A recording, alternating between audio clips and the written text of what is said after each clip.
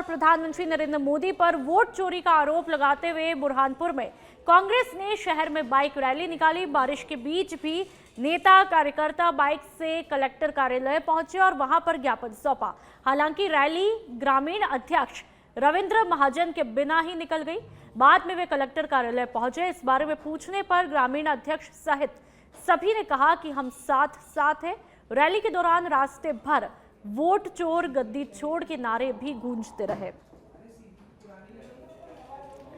और खबर बुरहानपुर से, जहां पर आप देख सकते हैं कि कांग्रेस कार्यकर्ताओं का प्रदर्शन है।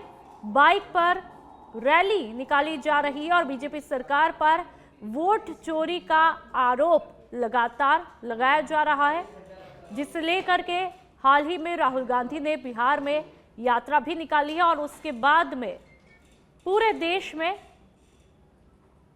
कांग्रेस वोट चोरी के मुद्दे को भुनाने में जुटी हुई है। लेकिन इस बीच इंटरेस्टिंग बात यह भी देखने को मिलती है कि बीजेपी ने इसी मुद्दे को हथियार बना डाला और हाल ही में कांग्रेस के प्रवक्ता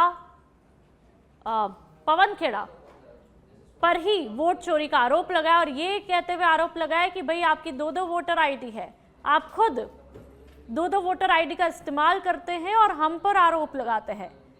तो उसके बाद में ये सवाल भी है कि आने वाले चुनावों में क्या बीजेपी इसी वार को इसी मुद्दे को हथियार बनाने में जुट जाएगी और इसी के सहारे क्या जीत का डंका बज सकता है या फिर बाजी पूरी की पूरी पलट जाएगी।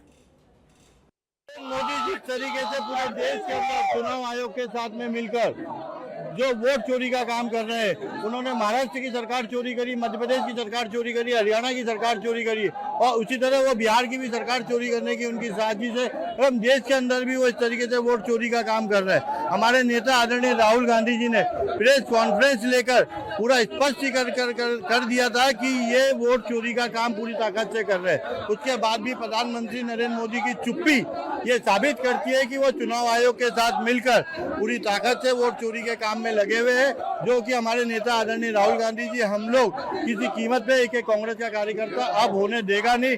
हम लोग पूरी तरीके से। और चलिए बढ़ते आगे। एमपी के छिंदवाड़ा नगरवासियों के लिए लंबे समय से चली आ रही पेयजल समस्या का समाधान की घोषणा की। गर्मी से मिलेगा हर दिन पानी। सांसद विवेक साहू ने अमृत 2.0 योजना के तहत परासिया नगर को 38 करोड़ रुपए की सौगात दी है। नगर पालिका अध्यक्ष विनोद मालवीय ने समस्या अवगत कराने के बाद में सांसद साहू ने मंधान डैम से परासिया तक पाइपलाइन बिछवाने के लिए राशि स्वीकृत करवाई। इसके साथ ही नगर विकास के कई अहम घोषणाएं भी इस योजना के लिए की गई। तो पेयजल समस्या का आखिरकार समाधान हुआ और इसको लेकर के तकरीबन 38 करोड़ की राशि स्वीकृत की गई है। 30 करोड़ से अधिक विकास कार्यों का यहाँ पर हुआ है। मैं हमारे देश के प्रधानमंत्री नरेंद्र मोदी जी का धन्यवाद देना चाहता हूँ, हमारे मध्य प्रदेश के डॉक्टर मोहन यादव जी का और हमारी परासिया नगर पालिका के अध्यक्ष भाई उनकी पूरी टीम का। कि जो परासिया की गंभीर समस्या थी, एक हफ्ते में 10-10 दिन में नल आते थे, लेकिन इस समस्या से निजात मिला है और प्रधानमंत्री जी ने हमारी परासिया की परेशानी को गंभीरता से लेते हुए लगभग 20 करोड़ रुपए यहाँ के लिए सैंक्शन किए। साथ ही साथ 11 करोड़ रुपये सड़कों के लिए और स्वच्छता के लिए आया है। तो माननीय प्रधानमंत्री जी का और प्रदेश के यशस्वी मुख्यमंत्री मोहन यादव जी का बहुत बहुत आभार और धन्यवाद कि इस गंभीर समस्या से निपटने के लिए इतना पैसा उन्होंने दिया है। और न सिर्फ परासिया के लिए प्रधानमंत्री जी ने पूरे देश के लोग से जल पी सके, इसके लिए समस्त योजनाओं के माध्यम से हर घर पर जल देने की योजना लाई है और इससे निश्चित तौर पर परासिया में और पूरे देश में लोगों को पीने का जल है। और चलिए बढ़ते आगे। छतरपुर की कई कमेटियों ने शहर में बाइक रैली निकलवाकर जश्न ईद मिलादुन्नबी की खुशियां जाहिर की। पैगंबर हजरत मोहम्मद साहब के जन्मदिवस के रूप में ईद मिलाद उन नबी का त्यौहार मनाया गया। ईद मिलाद उन नबी का महत्व इस्लामिक धर्म में बहुत ज्यादा है, जिन्हें इस्लामिक धर्म का आखिरी पैगंबर माना जाता है। तो शहर में बाइक रैली के साथ में इस त्योहार को बड़े ही हर्षोल्लास के साथ में मनाया गया और जश्न ईद मिलादुन्नबी की खुशियां सभी ने मिल बांट करके जाहिर की इस त्योहार को मनाया, चाहे बड़े हो, चाहे बच्चे हो, चाहे युवा हो, चाहे बुजुर्ग हो। और देख सकते हैं इन वीडियो के माध्यम से, इन तस्वीरों के माध्यम से कि किस तरह से पूरे शहर में बाइक रैली निकाल करके मोहम्मद साहब की याद में ये त्योहार मनाया गया और उन्हें याद किया गया। 18 से हम लोग बराबर इसी तरीके से रैली निकाल रहे हैं। प्रशासन का भी हम लोगों के साथ सपोर्ट रहता है। इस बार भी हम लोगों ने बड़े ही शानो शौकत के साथ रैली निकाली, जो हजरत मस्तान साहबा के मैदान से स्टार्ट होकर नया मोहल्ला चक्कर होते हुए संकट मोचन चौक बाजार से होते हुए डाक खाने पर पूरा किया गया। इसमें क्या संदेश दिया गया आपको? इसमें संदेश ये दिया गया कि ईद मिलादुन्नबी के त्यौहार के पहले हम लोग एक इनविटेशन कार्ड का मैसेज देते हैं, जिसमें कि जनता ज़्यादा से ज़्यादा 5 तारीख के जलसे में आने का प्रयास करे। यही मैसेज हम लोगों का रहता है।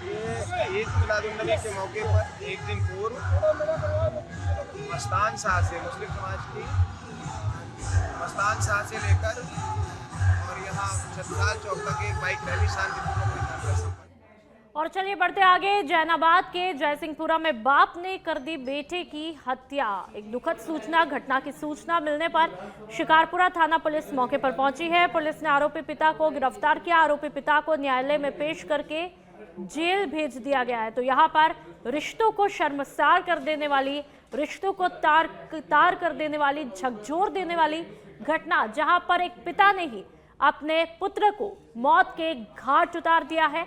आखिरकार क्या कुछ वजह रही, इसको लेकर क्या पुलिस पूछताछ में जुटी है। पुलिस ने गिरफ्तार कर दिया है आरोपी पिता को कि आखिरकार क्यों उसने अपने ही बेटे को मौत के घाट उतार दिया है। रिश्तों को तार तार कर देने वाली एक घटना है, जहां पर एक पिता और पुत्र का रिश्ता, ये कहा जाता है कि बहुत ही मजबूत होता है। एक सौहार्द, एक प्रेम, इस रिश्ते की मर्यादा को खत्म कर देने वाली एक घटना और कहीं ना कहीं एक भरोसा उठा देने वाली घटना है ये, जहां पर एक पिता ही अपने बेटे की मौत की वजह बन जाता है। मृतक जयेश पिता धन सिंह कुशवाहा है। ये निवासी जयसिंहपुरा जैनाबाद का है। जो मृतक जयेश दारू पीने का आदी था और बाप इससे काफ़ी परेशान था, तो टाइम बेटाइम कभी बांटा था। तो कल दिनांक कभी आए, वो उन्होंने बाप बेटे के बीच में विवाद हुआ है। बाप काफ़ी आक्रोशित में आके जो केले काटने की बक्सी होती है, गलती से उसका 2-3 जगह उसने अलग अलग वार करा, जिससे इलाज के दौरान उसकी मृत्यु हो गई है। फिलहाल मैं थाना शिकारपुरा पर अपराध क्रमांक 272/25 धारा 103 एक के अंतर्गत मुकदमा कायम कर लिया है और फिलहाल आरोपी को पुलिस ने गिरफ्तार किया। और चलिए बढ़ते हैं आगे। मध्य प्रदेश के नीमच में गुप्ता नर्सिंग होम में उपचार के दौरान युवक की मौत हुई। आक्रोशित परिजनों और बंजारा समाज के लोगों का कहना है कि नर्सिंग होम संचालक और डॉक्टर मुकेश राठौर पर हत्या का मुकदमा दर्ज किया जाए। साथ ही उनका अस्पताल परिसर में दूसरे दिन भी विरोध प्रदर्शन जारी है। इस पर एसडीएम और थाना प्रभारी ने मौके पर पहुंचकर आंदोलनकारियों को समझाने की कोशिश की, लेकिन परिजनों ने शव लेने से साफ इनकार किया और कहा कि आंदोलन तब तक जारी रहेगा जब तक एफआईआर दर्ज नहीं होती है। वजह से यहाँ पे बरसते पानी में बैठे थे। ये सत्यनारायण के दोनों सगे भाई और ये उसकी पत्नी और परिवार के लोगों के साथ हम बैठे थे। इनका कोई परिवार का भाई किसी के दबाव में आके और पुलिस की मिलीभगत से प्रशासन पूरा उसके साथ हो गया और जबरदस्ती ताला तोड़ के इनकी बिना जानकारी के, हमारी बिना जानकारी के, और लाश को लेते गए। और यहाँ जो उपस्थित हमारे परिवारजन थे उनके साथ पुलिस ने मारपीट करी। जो लोग उनके साथ में आए थे वो कौन थे? वो इनके कजिन ब्रदर है, दूसरे गांव डायली में रहते हैं। ये जोड़मी का मामला है। हाँ। ये सगे भाई, ये सगे भाई और पत्नी ये बैठी है। क्या चाहते हैं आप लोग? हम ये चाहते हैं, फर्स्ट डे से आपको हम ये बता रहे हैं कि इन्होंने जो जुडिशियल जांच करी उससे हम संतुष्ट हैं। मुकेश राठौर को इन्होंने सस्पेंड करा, उनसे हम संतुष्ट हैं। अभी हम सुबह 9 बजे से यहाँ पे बरसते पानी में बैठे थे। ये हमारा भाई है। हम तीनों भाई, दोनों भाई यहाँ पर बैठे हैं और वो परिवार वाला भाई है जो बॉडी को लेकर चला गया। हमारे को मालूम नहीं है। और गांव डाली का और हम रहते हैं जोड़मी पर, जोड़मी में रहते हैं। आप क्या लगते हो? हम सगे भाई है उसका मरीज का। पुलिस की क्या भूमिका मानते हो आप इसमें? पुलिस की तो हम बैठे हैं यहाँ पर, पुलिस के जो बच्चा बच्ची क्या खिलाए, इसको क्या किया करे।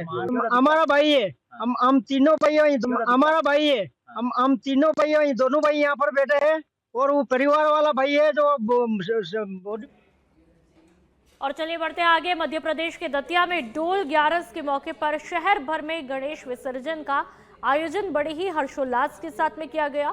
श्रद्धालुओं ने पूजा अर्चना और आरती के बाद में करुण सागर और कटोरा तालाब पर गणेश प्रतिमाओं का विसर्जन किया। जिला कलेक्टर स्वप्निल वानखेड़े और पुलिस अधीक्षक सूरज कुमार वर्मा के निर्देशानुसार सुरक्षा के पुख्ता इंतजाम किए गए। करुण सागर तालाब पर सिविल लाइन थाना प्रभारी सुनील बनोरिया पुलिस बल के साथ में मौजूद रहे। करण सागर पे गणपति विसर्जन हो रहा है यहाँ पे, और पुलिस प्रशासन के सहयोग से व्यवस्था हमने ऐसी करी है कि सारे बैरिकेडिंग के साथ में वहीं लोगों से, श्रद्धालुओं से पूजा अर्चना के पश्चात मूर्तियाँ, जितनी भी मूर्तियाँ हैं, गणेश प्रतिमा हैं, उनको रखवाया जा रहा है। और वहाँ से फिर हम लोग यहाँ से नगर पालिका की टीम के साथ में विसर्जन स्वयं करवा रहे हैं, तो शांतिपूर्वक चल रहा है। और चलिए बढ़ते आगे। शिवपुरी जिले के पिछोर में लोकायुक्त की बड़ी कार्रवाई देखने को मिली है, जहां पर लोकायुक्त की टीम ने नगर परिषद पिछोर के कर्मचारियों को रंगे हाथों पकड़ा है, जिनमें प्रथम आरोपी दीपक बनाफर जो अकाउंटर के पद पर पदस्थ था, वहीं द्वितीय आरोपी रामबाबू त्रिपाठी और बेटा बालकृष्ण त्रिपाठी को रंगे हाथों गिरफ्तार किया। आरोपियों ने आवेदक से 60,000 की रिश्वत की मांग की थी, तो 60,000 की रिश्वत की मांग की थी। टेंडर हुआ था लगभग इससे 3-4 महीने पहले। उसकी वो वैल्यू थी कम से कम 4 लाख पेमेंट था, 4,72,000, और उसके माध्यम में जो मुझसे कमीशन मांग रहे थे 22%।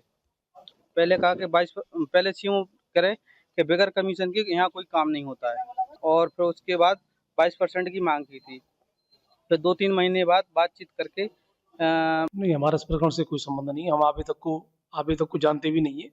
ऑनलाइन टेंडर लगाकर कंप्यूटर वगैरह ये क्लियर करने की कार्रवाई की थी, उससे हमारा कोई संबंध नहीं। ना उसके पास कोई साक्ष्य हो, डॉक्यूमेंट्स हो, कुछ टैपिंग हो, मोबाइल पे बातचीत हो तो वो पेश करे। हमने कभी न तो उसको मोबाइल लगाया, न कभी उससे मेरी बात हुई। नहीं, जो ऑनलाइन टेंडर किए थे तो इसने उसमें टेंडर डाला था, इसकी सबसे कम रेट थी। बाकी अदरवाइज से इस व्यक्ति से न तो कभी इसके मोबाइल पर नंबर हमने बात की, ना मेरी इससे कभी आमने सामने बात हुई, ना कभी इससे मेरी